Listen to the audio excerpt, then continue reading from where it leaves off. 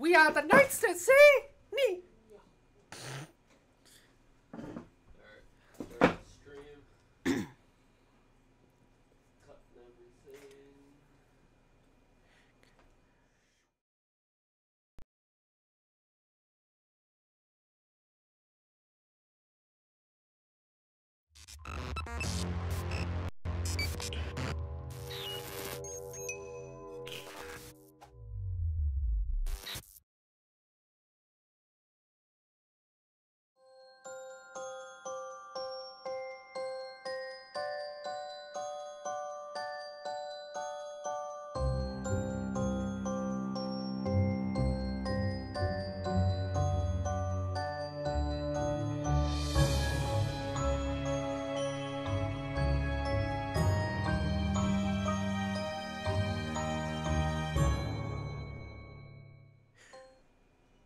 We Just got a letter.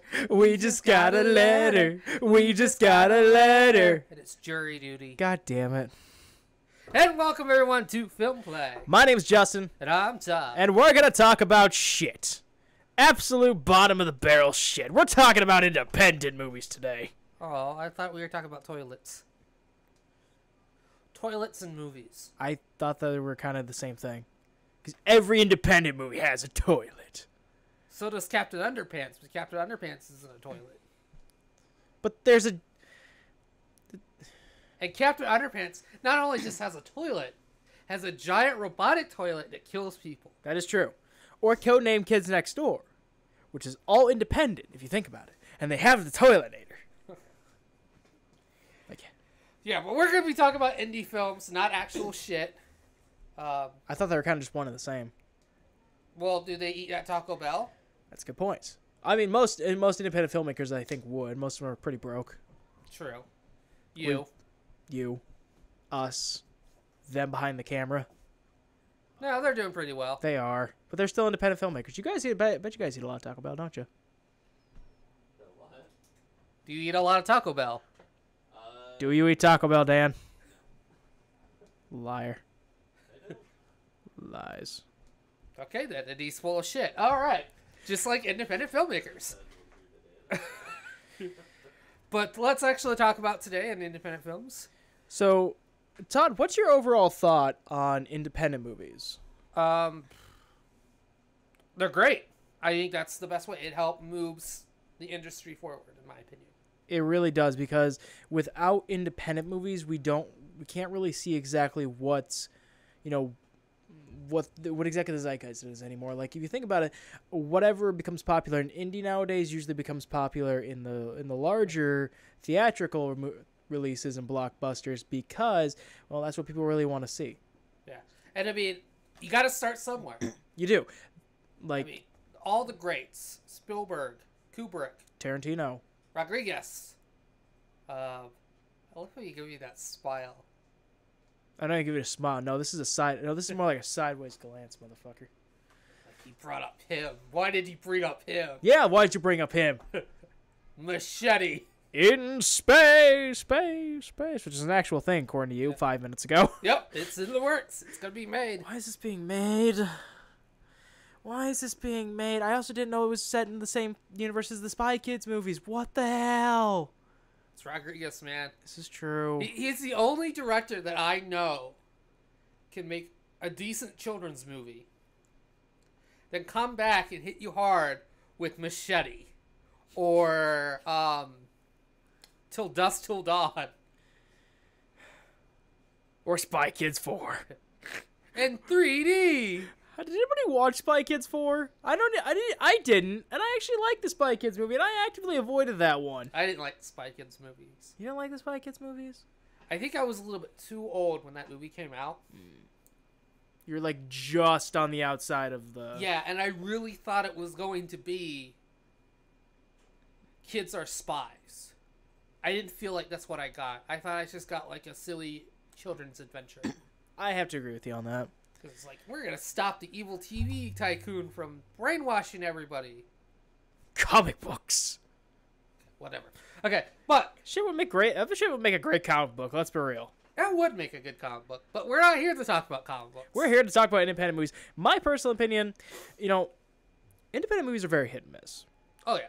Very hit and miss. And honestly, a lot of it, I feel like, usually if you hear particular genres, you can immediately identify this is gonna be shit. Horror, that's most likely gonna be shit. I go 50-50 on horror. Slasher horror. Yeah. Slasher horror, yes. Unless it's a parody. If it's a parody, I'll give it a shot. If it's if it's a parody, it's dead to me. Really? Yep. What is that? Stan Helsing. Stan Helsing? Yes. What the hell is that? There was a movie made a couple years ago called Stan Helsing. And it's about the great-great-grandson of Van Helsing. And he's a stoner.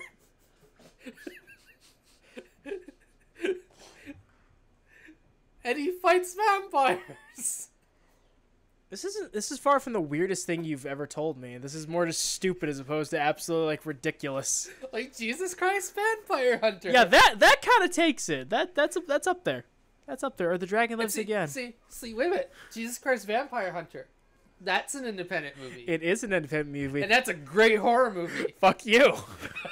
You've never seen it, so you can't say anything. Werewolves on Wheels. That's Grindhouse, so... But that had to have been an independent, wasn't it? Probably. Most likely. I think a lot of the Grindhouse stuff was independent. So, I have to say that the really good thing about independent movies is that they're this big open void of experimentation where anything goes. Yeah.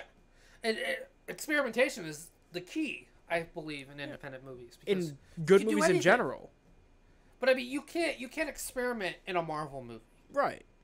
But you can experiment in an independent movie. Yeah, you can experiment in fucking Joe Comes Back 3. I don't fucking know. It's the best of the trilogy, I'm telling you.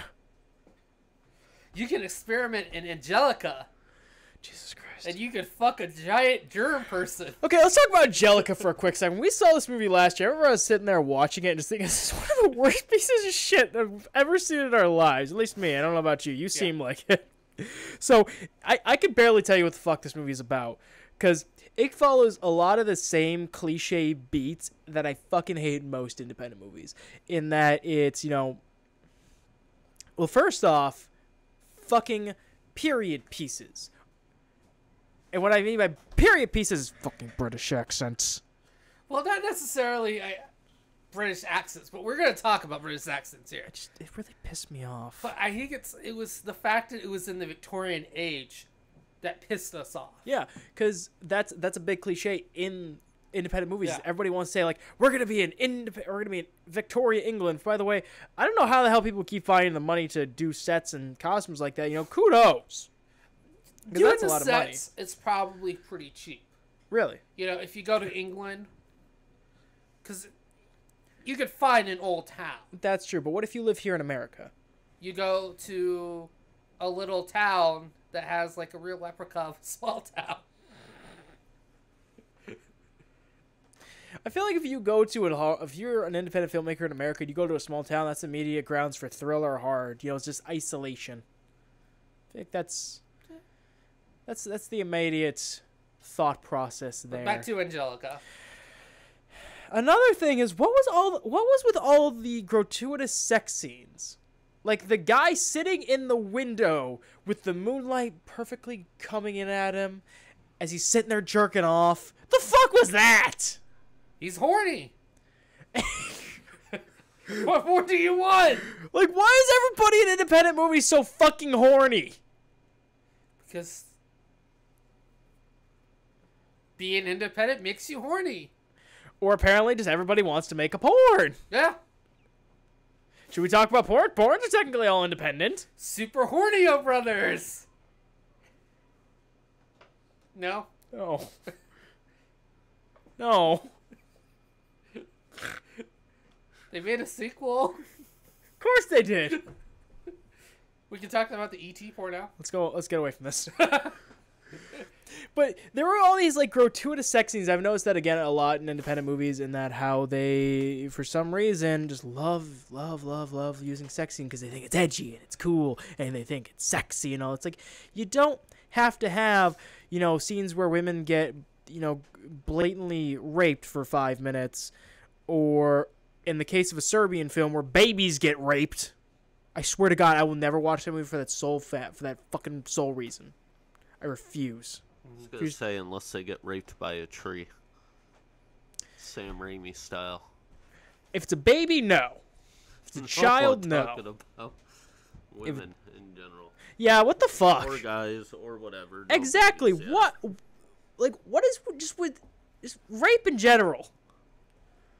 Are you guys talking about Evil Dead and tree rape? Because that's the best rape scene. See, told you. I love how we said it just as she goes down. It's perfect. But my personal opinion, it's more used as shock value. Oh yeah. It's just frankly unnecessary. Again, going back to Angelica, the fucking scene, the giant germ man. What the fuck was that? But that German man was sexy. No, it wasn't. Yeah, he was. Brought the sexy. I mean, I would have sex with a German woman.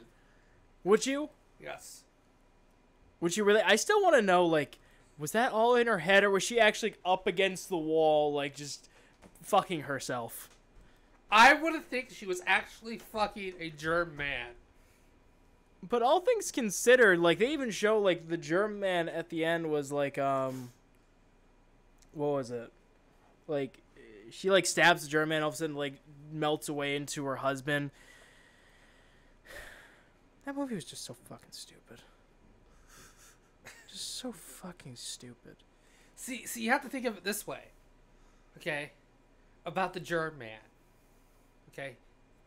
He is the evil brother of the husband. I thought you were going to say of Mr. Clean. Mr. Clean gets lit of dirt.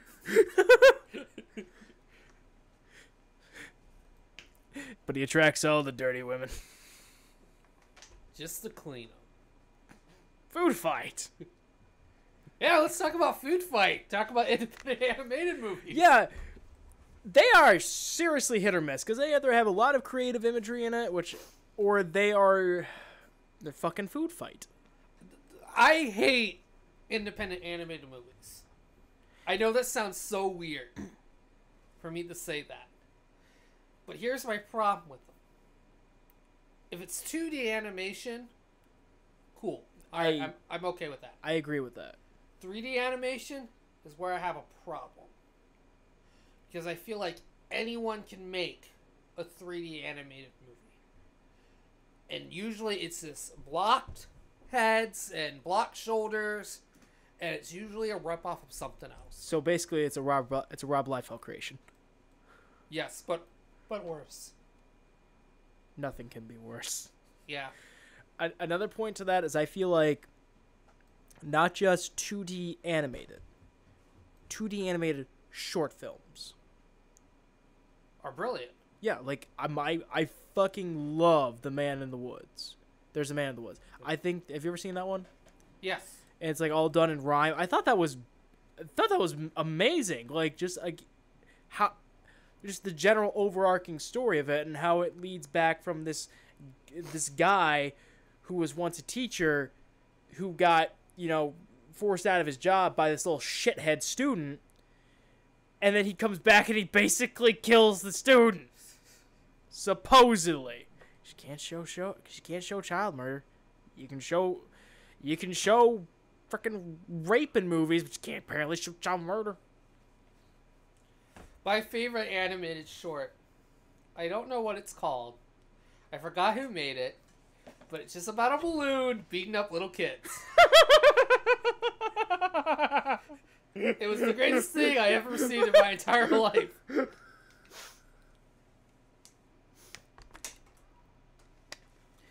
I don't know, just animated shorts. And I feel like animation works so much better as shorts. Yeah. It's just this more condensed story where you can really just go balls to walls in just these little moments. Because realistically, I feel like animation captures more heart than live action. Yeah. In so many ways, because there's no restrictions. Yeah, You have no one telling you what to do. You don't need to worry about actors or having like this humongous crew. You can just work on it. Just work on it as you go. You could do it all by yourself if you need to. Yeah. I mean, you could also do that with, with fucking YouTube videos, but fuck, those suck. Those phased out a while ago. That balloon video is called Billy's Balloon. Thank you. I kind of want to go watch it after this. Another thing that really bugs me in independent movies, again, going back to Victorian age, is, again, British accents. I don't know why. Why does it always seem like people use British accents to try and seem more sophisticated? Well, my big problem isn't that the fact that they use British accents. I have a problem when they start using British accents when it's not needed. Yeah. Or when it's like a completely different era or, place, like fucking Jerusalem, Simpson. When you deal with independent movies, though, you got to remember that you're dealing with a lot of, I guess you could say, starting actors. And a lot of starting actors come from theater. And That's true. Yeah, that's true, yeah. A lot of actors in theater use British accents. But I mean, if you're supposed to be from Jerusalem... Yeah, it just doesn't match up. It doesn't match up. It does not matter if you're the greatest British actor in the world. If you put Michael Caine as Samson, it's not going to work. Yeah. Here's another thing that bothers me, and kind of going back to Samson. If it doesn't... People need to learn, if it doesn't work, leave it out. I.e. the fucking beards. Oh, yeah. So we saw Samson, and... This movie was made on a $10,000 budget. It completely shows. Maybe not even 10,000? I was gonna say that seems like a lot of money for this piece of shit. For God's sakes, the sets were made out of cardboard. The costuming, I swear, was gotten from fucking Halloween City. And then you had the beards, and you could see the straps on the beards. Also gotten from Halloween City, and none of them look like they were flush to their face. They look like fucking fake costume beards, like a Jesus beard. And they don't use old age makeup to make them look older. Yeah, it's like, oh, it's been 10 years. And here's a beard. A big, floofy beard. It's like, okay, if you have had time to grow that big, floofy beard, you've had time to get some fucking crow's feet. Don't you fuck with me here, Samson. Don't you fuck with me. You know he can beat you up, right? Oh, you can beat the shit out of me, but you know what you gotta do? Cut his hair off. True. Not necessarily, because look what happened when they cut his hair off. That's true. He just gouged his eyes out and suddenly strength again. And it destroyed the whole temple. In a really bad CGI way. Right. And I don't know, sorry, go ahead. I was going to say, it's like, and know your limitations when you do an independent movie. Because, if you're trying to tell a biblical epic, and you don't have enough money to create the temples... Don't do it. Yeah. If you don't have enough money to make a king look like he's not wearing a fucking bathrobe and a cheap, shitty fucking $5 Walmart crown. No, it was not a $5 Walmart crown. It reminded me of the crowns you get at Burger King. Yes. See, here's another thing that bugs me. Is that, crap, I forgot what I was about to say. But I mean, you have to realize when it comes to independent movies, anyone can make them. That's true. And I feel like if you have the ability to create art, you're going to create a great work of art. Yeah, and it's like, I'm not going to bash you for sitting here and trying to make something. If you want to make something, make something. Yeah. If it's crap, it's crap. Everyone's got to make some crap to get to the good shit. I made some pretty good crap when I started out. Yes, you did. I still make good crap. So do I. I remember what I was going to say. So, and this mostly goes towards script writers. Learn how people talk. And walk. Mostly talk. Because if you notice that, again, people really, especially in independent movies, people really love to use these epic fucking vocabularies. Or very limited vocabulary. It goes either way. There's never an in-between. Yeah, it's like everybody's either simpleton or everyone's highly sophisticated and whatnot. And I swear to God, when they were writing this script, every other word they would flip through a thesaurus. They're sitting there like, what can I make that into? That? Okay. If I'm going to change, it'd happen into the event began or something like that. Or something just really pretentious sounding. And oh my God, it pisses me off. Because people don't talk like that. And people drink other things besides tea. Yes. Why does everyone always have to drink tea? And crumpets. Seriously, people always seem to drink fucking tea. Because people always want to feel sophisticated. Like their work actually... I can understand, like, if you want your work to feel like it means something, but it's another thing to sit there and try and, pretend like you're smarter. Don't pretend. I like the pinky up in the air. You're very sophisticated. Todd, let us raise our glasses and fucking shenanigans. Oh, that was some good bullshit. Oh, my God. Indie movies just piss me off in general. It's like I'll sit here and make them. It's like since I've started to really recognize a lot of the cliches in indie movies, I really started to go back, look at my old work. Hell, even one of my favorite scripts I've ever written, which is called Picture Perfect, which is my first ever feature-length script that I someday do want to make. I'm sitting there looking at it, and I'm like, God, it is going through everything that I just listed off. Victorian age. Period piece, hypersexuality, gratuitous violence. Well, switch to the Victorian age to the 80s. Here's the thing: it's supposed to take place. The whole purpose is it's supposed to take place in an Amish community. The reason for that is because I really wanted this particular character to just be basically this complete and utter blasphemy against God in most people's eyes, like back then. Yeah. Oh my God. Okay. Talking about PvPs, I want to talk about my 48. I want to talk about this. Okay, I'm gonna let you go. Let's interrupt. I'll interrupt. So about 2 or 3 years ago, I did a 48-hour film festival. Okay, and the first genre I got was Western musical. And we got a freebie. And I went, you know what? I'm not going to deal with this bullshit. I'm going for the freebie. When you say freebie, do you mean like a mulligan? Yeah, mulligan, freebie, You can switch out the movie. I get period piece. Everyone in the damn room cheered. They did not get period piece. And all you could hear me thinking in my head was, shit. And I'm like... The more I thought about it, like, I could have done a 1930s mobster movie, and I really wish I would have thought about that. But no. Everyone wanted to do, like, an 80s slasher movie. But we didn't really have the money or time to make a slasher movie. But we wanted to keep the 80s theme. So we went, what is 80s? And the two things that came to my mind was cocaine and Rubik's Cubes. Don't forget shoulder pads! There was no shoulder pads. Just cocaine and Rubik's Cubes. So it was about... Oh, by the way, our prop was headphones. And our character was a bellhop. Okay? So I decided that the character is a bellhop who likes listening to 80s heavy metal, who walks into a room where a woman is passed out from doing a Rubik's Cube and cocaine. And he only has 5 minutes to solve the Rubik's Cube before he's trapped in the hotel room.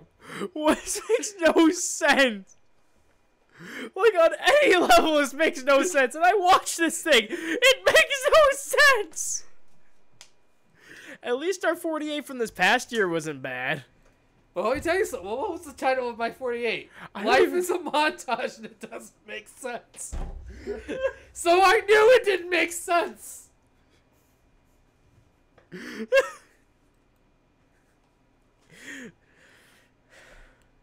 Don't ever do a 48, guys. They're hard. Well, no, it's worse at 24. Did they do a 24? I've known a couple people who've done 24s. I didn't know they did 24s. Some people do. 72s are a little bit easier, but 48s are fucking hell. I think once you have a plan for a 48, like, let's say you have a story idea for a 48, and you know you have your actors, and you know you have your sets, you know, everything is set in stone, I think it'd be great. Right. But when you get period piece out of nowhere, and you're just shitting your pants going, what the fuck am I going to do?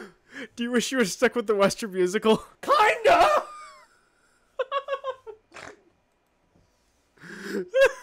I don't know how the hell I would put headphones in it, but hey, it would be a lot easier than a fucking period piece. I mean, you could do something like Aliens versus Cowboys versus Aliens. You coulda. Just said fuck it, make it like a sci-fi western with music. Fucking musical. Could have made Logan. That's a musical. Yes! Logan the musical. Ba-da-ba-ba-da-ba-da-ba. Gonna stab you. Dance of your corpse and stab you again. Ting, ching, ching, ching, ching, ching. I'm the juggernaut, bitch. I'm gonna take off his pants with my mind. I hope you don't mind. For I'm Professor X. I'm gonna blow you away with my laser beam eyes. Jean Grey. That's it, it's Jean Grey. So, I'd really like to talk about with a word that really likes to get passed around, especially in movies, especially in independent movies, is the word pretentious. Basically, in my opinion, pretentious is something along the lines of, again, when you feel like you are a lot smarter and a lot more profound than you actually are. And it is something that gets thrown around in independent movies a lot, justifiably for the most part, but sometimes not so. So what is the fine line between that? Like, when do you start crossing into the lines of pretentious? That's a good question. I really feel like it's when they use the cliches to get their message across. What do you mean? Okay, I'll use Angelica as an example. Mm-hmm. It's Victorian age. Sexual intercourse. British accents. All rolled into trying to tell the story. Like, no, better yet, it's... They use the cliches to tell the story, but they don't... You know what they're trying to tell you, as far as the message goes, but it never gets across. Right. I think that's the best example. That's the best definition. I think that is good too. Another big thing that I always try to point to is typically dialogue. Dialogue, I feel like, is the biggest key factor of that. Again, kind of going back to the idea of using a bigger vocabulary than is necessary, than what is, really serves a purpose in the story. But really trying to shove creativity to the point where creativity doesn't make sense. Like, because sometimes you can dumb things down and it works just fine. It's when you're just like, okay, I have this simple idea, but it's like, oh, we need to make it big and explosive, or we need to make it really, surreal or something like that, completely unnecessarily. I feel like that's when things start to cross the line to pretentious. Okay. It's when things are done without good reason. I get that, yeah. So when do you think is a non-pretentious? How would you define a non-pretentious in the film? That's a good question, because I feel like I don't feel like there's necessarily a way to describe it, because it's either it is and then you're aware it is, or it's not and it's just another thing. It's like when it's not pretentious, it doesn't have a label. When you slap the word pretentious on it, suddenly it's labeled, it's categorized. Does that make sense? Yeah. So I feel like saying when it isn't is kind of a loaded question, but in my personal opinion, kind of piggybacking off that, Yeah. is when people like to throw that word around. Because I'll admit I've done it myself. I've done it quite a bit, multiple times. I'll admit to that. But sometimes you gotta sit down and you gotta not just look at individual scenes. You can't just look at individual characters' messages. You gotta look at the bigger picture. How does each individual piece fall into this bigger picture? And you gotta understand, just because you don't understand it doesn't mean it's not doesn't mean it's pretentious. Yeah. When it starts to insult your intelligence by trying to be big, bad, and snooty, that's when I feel like it starts crossing the line. But so long as it knows what it is and it doesn't try to act like it's more. I think I figure out a better definition. It's a movie that makes you think, but does not insult you. Yes. It's cerebral, but not degrading. Yeah. The moment a movie insults you, that's when it becomes pretentious. Let me add on to that. The moment when that movie insults your intelligence with its own intelligence, that's when it becomes pretentious. So again, I feel like a big thing about pretentious is the idea of, who is smarter. So long as you are not walking in there trying to think like, oh, only these select group of highly sophisticated, renowned individuals will get it. You're making a movie, dude. If you want to make it just for you and your friends, that's one thing. But if you're making it so only a select group of intellectuals will understand it, that's why I feel like you're insulting me. Yeah.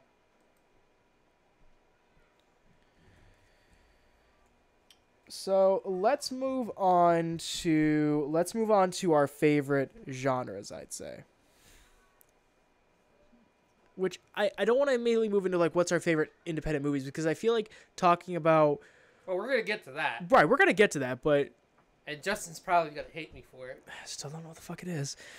I said what mine was. I don't know what his is, and I'm kind of anticipating it. I'm a little anxious. What was I gonna say? What is your favorite indie genre? And the reason why I'm bringing up genre is because if you like some, as we've discussed before, some work, some just don't. And some work usually very well. Hell, they work even better than most theatric movies, and some work better as theatric. I really enjoy non-slasher horror. Like thrillers and all that, monster movie. Oh. Yeah, even monster movies. I mean, your movie that you're gonna talk about later is. That's true. Is kind of a monster movie. Well, it's more of a sci-fi comedy, but. Yeah. But I mean, I can't really think of an indie horror. And I'm not talking direct to, granted you can have fun with the direct to DVD. Right. But more like the online spaces of YouTube, let's say. Because, that's where the biggest amount of independent films really pop up nowadays for good reason, because anybody can get it out there whenever they want to. There's less restrictions. Yeah. But I mean, I especially love the old indie horror films. Yeah, your Chainsaw Massacres, your Halloweens. Friday the 13th. Well, the first one. Was Scream independent? No. Okay. Feels like it could be. Yeah. But no, I think that was done by Columbia. Yeah, I think you're right, actually. Yeah. Is Columbia still in business? Yeah. Really? I don't see anything by them anymore, it feels like. Unless I'm just completely blanking. I think you're blanking, because I mean they did the new Ghostbusters. Are you sure they're not out of business now? Boom. So, actually, what I was just saying is two of my favorite genres are sci-fis and comedies. And the reason for that is because with comedies, with theatrical, even if they're independent, there is a fine line between what a lot of things you can talk about. And especially, I'm not a huge fan of independent, or I'm not a big fan of feature-length comedies. I feel like comedies are better condensed because the jokes need to be stronger. You can't just pad them out. You can have a laugh riot. There are some instances where that's not the case, where there are some that are, pretty good as theatric. Or, like I'm personally a huge fan of stoner comedies. Like I love Jay and Silent Bob Strike Back. I love Miss March. I love, movies like Bubble Boy. I love those stupid, just turn your brain off, have a good road trip with your buddy type movie. You know what I mean? And then with sci-fis also, again, there's only typically so much you can do normally, at least back in the day. Over the past couple of years, I feel like that's slowly starting to change, but there's a lot of themes I feel like most wouldn't touch on. Most of them would just be big aliens, monsters, and now a lot of the time, most of them aren't even focused on the sci-fi aspect. They're focusing on this kind of issue. Yeah. Which is a big reason again why I love my number one pick, which we'll get into later, because it kind of blends everything I'm talking about together. And I think the cool thing about when it comes to independent sci-fi, it's not necessarily the sci-fi. It's about the people within that sci-fi. Right. District 9. That was a great one. I think it's a really great example. It's about a guy who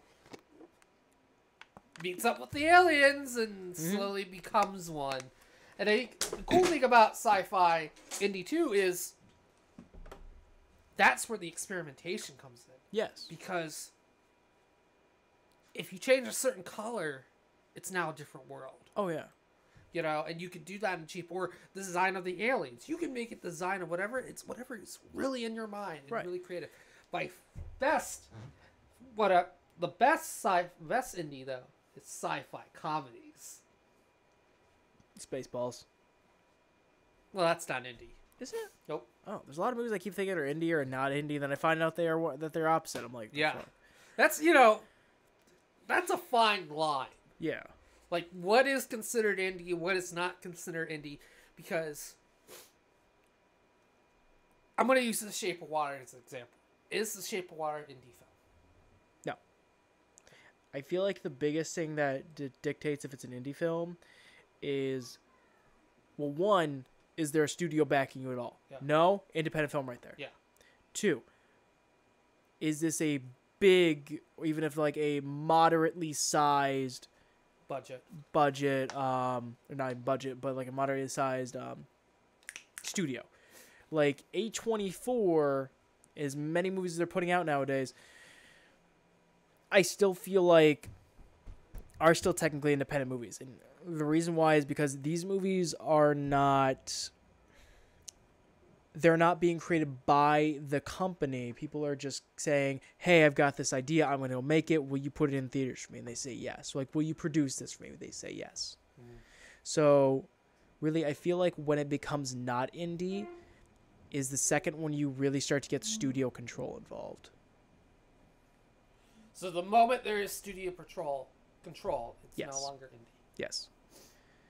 I'm not even talking about like, a little thing producer saying like, hey, can we tone this down for a theatrical release, or can we cut this time down a little bit, or can you do this one little, when they say little, they actually mean little thing.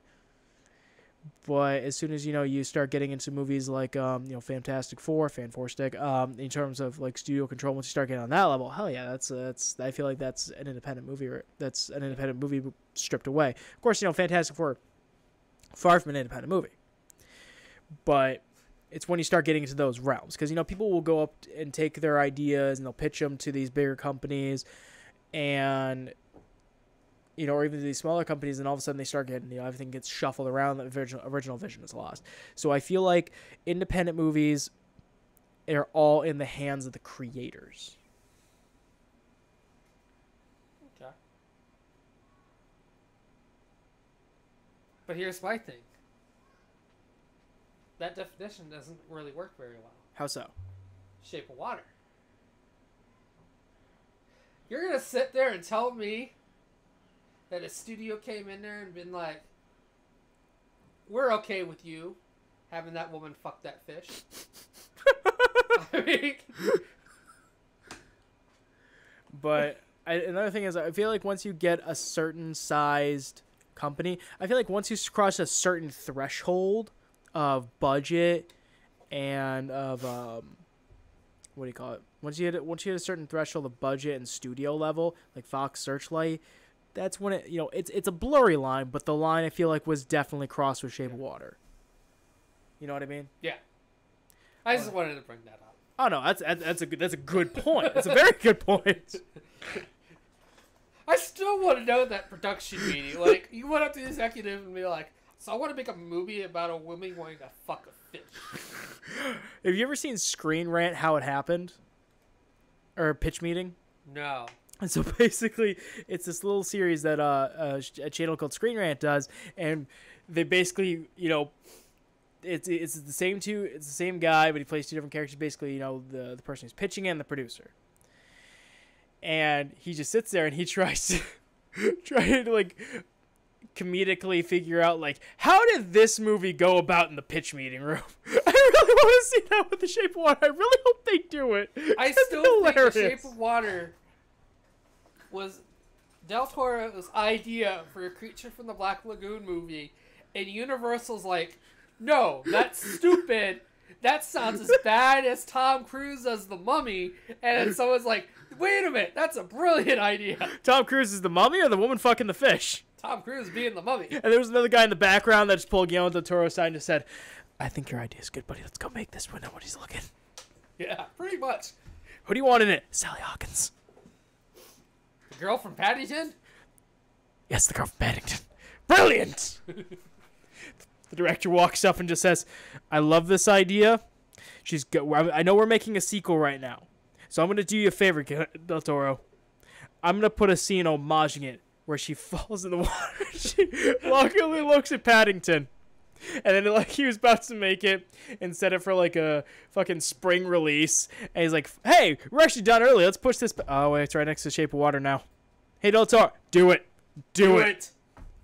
I ruined that movie for you, didn't I? Did I ruin that scene for you? Yes. That was the whole point. Yeah. There's a scene in Paddington 2 where the girl falls into the water trying to rescue Paddington out of a train car that had like careened and fell into the water. And there's this like scene where it just looks like she's like in love with the bear and like she's about to fuck the bear. It's like if these movies hadn't come out so close to each other, they came out like 1 month apart from each other. Not even that. And if it hadn't been for the fact that it was in the water, the cinematography looked kind of similar. It was with a fucking animal underneath the water, and it was Sally Hawkins. We probably wouldn't have noticed anything. We would have just gone about our days. I don't know. It depends, because I really love The Shape of Water. Like, I love plan it to too. watch it again and again and again. Right. I feel like after like revisiting my list from last year, because I took like every one of my favorite movies from last year and like ranked them, like all 106 movies, by the way. And the more I look at it, the more I've been sitting there thinking, 2 movies, I've been sitting there thinking, like, I feel like those 2 should have been higher, in retrospect. And I feel like Shape of Water is definitely better than Power Rangers. But continue. But my bias will always win out. My absolute undying love will always win out. I feel like The Shape of Water should have been... I mean, it was in my top 5. Yeah. I think my top 5 were Power Rangers, Your Name, Logan... Baby Driver, and Shape of Water. I'd probably thrown it up to number 3. Another one was 3 Billboards Outside Ebbing, Missouri. I feel like that movie, the more and more I've been thinking about it the past few months, the more I've been thinking, like, that movie had so many, like, really challenging themes in it. Like, hell, I sat there. I actually wrote an entire essay on it. I could have wrote an entire essay just on each individual characters, let alone the whole movie. And I feel like that movie, good job, Frances McDormand. You earned that fucking Oscar. Sorry, Sally Hawkins. You took a good runner-up there. I know you really wanted it after having to screw a fish and masturbate on camera twice. She's just like... I mean, I guess that takes Oscar-bation to a whole new level. Boom. I feel like they were pretty good, though.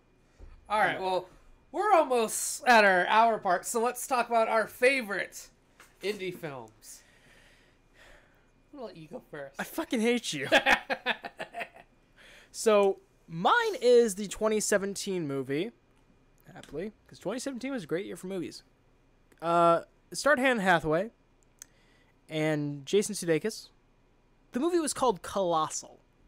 And it was basically about this alcoholic who gets kicked out of her apartment by her boyfriend. What a dick, by the way. I mean, at least let the girl find out where to go first. I always hate that when people do that shit. She gets kicked out of her apartment, has to go back to her hometown, and she, just has a bunch of all these little... She reconnects with some old friends and all this, and she wakes up one morning, kind of barely know where the hell she was. Like, she was just, like, in this kind of haze. She looks on the news, and a fucking giant monster appears over Seoul, Korea. She's like, what the fuck?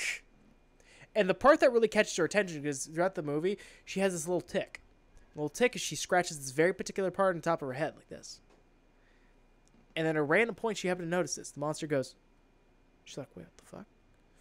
And then she starts noticing a couple things, and eventually she learns that if she stands in this very particular park in the morning at a very particular time, the monster will appear over Seoul, Korea, and then she can basically control it. It'll do whatever she does. It's really cool. And you think it's gonna, it's a funny movie. It's definitely a sci-fi, and you think that's exactly what it's gonna be about. It's gonna be about this, this girl dealing with this kaiju bullshit. But no, it's actually a story about psychological control and domestic abuse. You wouldn't think it, but it's really good, and it does do that story very fucking well. And Anne Hathaway did an okay job. She was good. I can't say it's like it was her greatest show. No, okay. Giving that to Les Mis, which is my favorite. Les Mis, the 2012 Tom Hooper movie, which is my favorite movie of all time. And God damn it, Anne Hathaway, you sing your heart out. I'm sorry, but that was. Well, she's saying the song that is the song. Yeah, I mean, I don't care what anybody says. That was the best rendition that's ever been. It's the best rendition there ever will be. Come at me. And it's her best performance. I feel like that was her peak. All right, because Justin still hasn't figured out what indie movie that I want to pick. What's it gonna be? My favorite. What's gonna be? What's gonna be? What's gonna be? What's gonna be? It becomes from a very small studio, starring a brilliant man named Tommy Wiseau. Jesus Christ! I am talking about The Room. Of course. Why didn't I think of The Room? Of all movies, why didn't I think of The Room? It is the greatest, worst movie you'll ever watch in your entire life. It truly is. But everybody knows The Room. Yeah, everyone knows The Room. But that is my favorite indie movie. I don't blame you, though. Because it's such a fucking blast. Especially when you get to see it live in theater. Even if you see it live in theaters, if you go see it rip-tracked, if you're just at home watching it with a bunch of friends. The first time I saw it was actually like... was it a few months ago? Was it before or after? Me and you. Yeah, it was me and you. We're sitting on the couch. We watched it off YouTube, and honestly, is just because like I had already known about it for years, mostly doing the nostalgia critic, and I just never sat down to watch it because I always feel like it'd been better to watch at home with a couple friends. It was still much better watching it in that theater. With all those people, it was so fucking funny just to be sitting there and everybody is adding their commentary to it. How many fucking nostalgia critic lines did everybody give? I thought it was still funny, but still. I didn't keep track. It was quite a few. I threw a couple in there myself, but it was still pretty fun. So, what is our piece of entertainment for the week that people should... I'm actually going to recommend Colossal. All right. I'm not just saying that because I forgot to buy a book again. Well, I'm actually going to recommend a book, but I didn't bring it, but I don't care. I would recommend The Room, but I feel like everyone has seen The Room, has heard of The Room at this point, or at least see The Disaster Artist. Oh yeah, it was a good movie. Was that an independent? Yeah, that was made by James Franco and Seth Rogen. Yeah. And Dave Franco. I don't know if I count that as independent, though. It's one of those blur lines. Yeah. But I'm going to recommend the book The Rebel Without a Crew, written by Robert Rodriguez. Robert Rodriguez. Antonian Banderas. Machete in space. I understand why he's called Rocket now.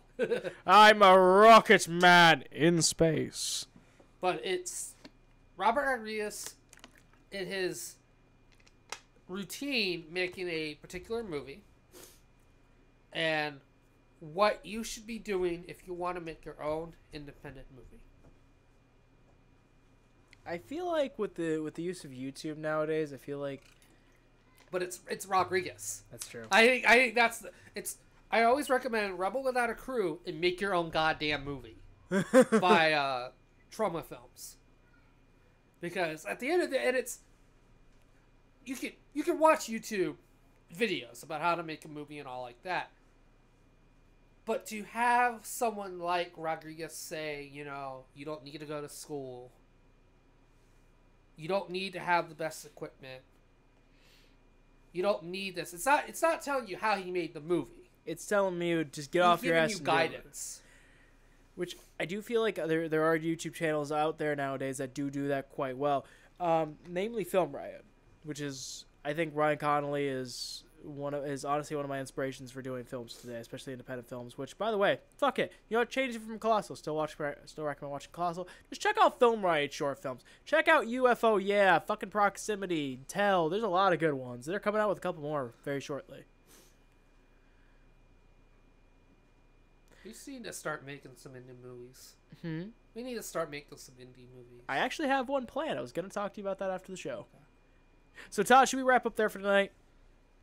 Or do you have one more thing to say? Look, I have one more thing to say. I don't know. I really want to talk about The Dragon Lives Again. Let's talk about that in a separate Kung Fu episode. I just want to talk about how I want to recreate that scene. Okay. But that's it. But I just want to recreate the scene where Popeye fights a bunch of mummies. It's like an episode of Power Rangers. And I was God, if I'm not Popeye, I'm gonna be pissed. You are Popeye. We already made this decision. Yes. I just want to be Popeye. I'm not shaving my head though. I'll wear a ball cap. I'm not shaving my head. Alrighty then. So that's tonight on That Is Film Play. Check us out on Sunday with Movie Roulette. And We will also be back next week for more Film Play. And I believe we're probably going to talk about video game adaptations. Video game adaptations in the spirit of Tomb Raider. Yay. All right, guys. Everyone have a good night. Godspeed. Sweet dreams. Don't let the bed bugs bite. Ba-da-ba-ba-ba. And that's it. Bye.